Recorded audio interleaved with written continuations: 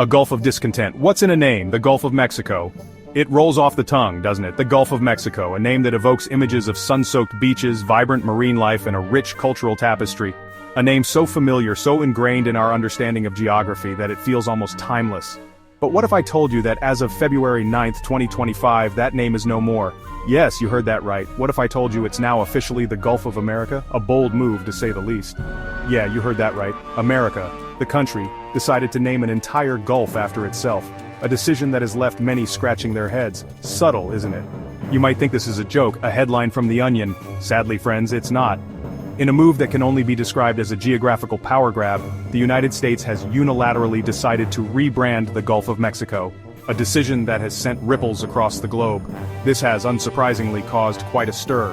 Protests have erupted, debates have ignited, and the world watches in disbelief. This isn't just about a name on a map, it's about a legacy, a history that spans centuries.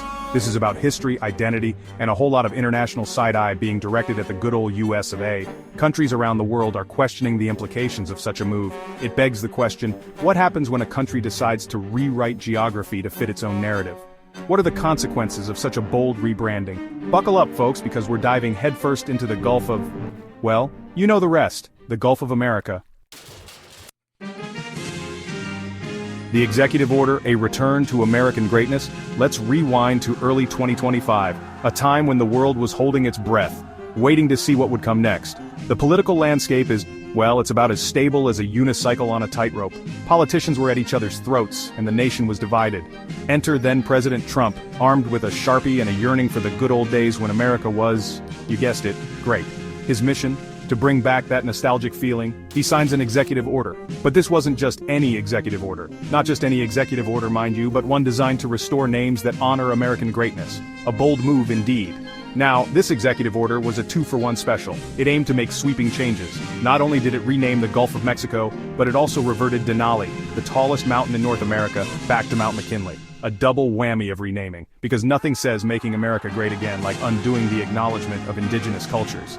This move sparked protests and debates. The stated aim of renaming the Gulf, to highlight its significance, to recognize its importance to the U.S. economy and national security, a strategic move they claimed. Oh, and of course to restore American pride. A touch of patriotism never hurts, right? Because apparently, renaming a body of water after yourself is a surefire way to boost national morale. Who knew? The reactions were mixed, to say the least. The why behind the what. Economics and national security. So, the US government claims this name change is about economics and national security. But what does that really mean? Let's unpack that, shall we? The Gulf of Mexico is more than just a body of water, it's a lifeline for various industries. The Gulf of Mexico is undeniably a significant economic hub for the United States. Its waters are teeming with oil rigs and bustling ports. It's a major source of oil and gas, and its coastal areas are vital for tourism and fishing industries. These sectors contribute billions to the US economy. The Gulf is also a key strategic waterway. Its importance extends beyond economics to national security. It provides access to the Atlantic Ocean and the Caribbean Sea, making it crucial for trade and military operations. Control over this region means control over significant maritime routes. So, by renaming it the Gulf of America, is the US trying to assert dominance over this economically and strategically important region? The implications are vast. Well, it's certainly not subtle, is it? This move has sparked a lot of debate and speculation. The move has been interpreted by some as a way for the US to stake its claim on the Gulf's resources and strengthen its control over the region. This could have far-reaching consequences. It's like calling dibs on the last slice of pizza, but on a much larger, saltier scale. The stakes are high and the world is watching. You can't just go around renaming geographical features that border other countries and expect everyone to be okay with it. Unsurprisingly, the international reaction to the Gulf of America debacle has been, let's just say, mixed. Mexico, which shares a significant portion of the Gulf's coastline, was less than thrilled. In fact, they outright rejected the name change. Mexican President Sheinbaum Pardo argued that the United States has no legal right to rename the Gulf, citing the United Nations Convention on the Law of the Sea. She even went so far as to request Google rename it to America Mexicana on their maps. And it's not just Mexico. Cuba, another country with territorial rights in the Gulf, may be staying quiet for now, but the silence speaks volumes. Even the United Kingdom, America's usually steadfast ally, has voiced its opposition. It seems renaming a body of water after yourself isn't the best way to win friends and influence people. Who knew? The renaming of the Gulf of Mexico hasn't just sparked diplomatic tensions, it's also ignited a digital battleground. Google Maps, the go-to navigation tool for millions, now reflects the name change for US users, displaying Gulf of America. However, users in other countries still see the original Gulf of Mexico. This digital divide highlights the complexities of the issue. It raises questions about who has the authority to determine geographical names in the digital age. Can a country simply erase a long-standing name from maps and expect the rest of the world to follow suit? The answer, it seems, is a resounding no.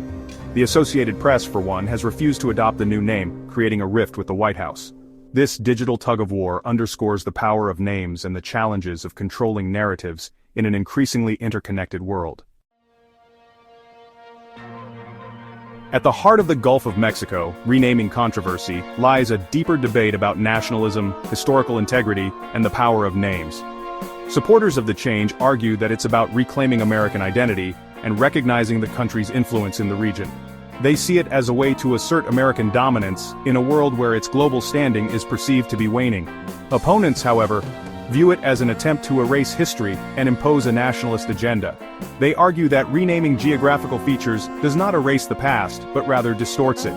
The renaming has also drawn comparisons to previous efforts to rename landmarks, such as the back-and-forth saga of Mount McKinley and Denali. These efforts raise questions about a government's power to rename landmarks and the delicate balance between national identity and historical accuracy. So, where do we go from here? The Gulf of Mexico, or America, or whatever you want to call it, remains a point of contention. The United States government's unilateral decision has created a ripple effect of diplomatic tensions, digital disputes, and heated debates about nationalism and historical integrity. This begs the question, can a name truly change the essence of a place? Can it rewrite history or erase the cultural significance attached to it? The answer, like the Gulf itself, is vast, complex, and ultimately up to us to decide. So what do you think? Is it the Gulf of Mexico or the Gulf of America? And more importantly, does it even matter?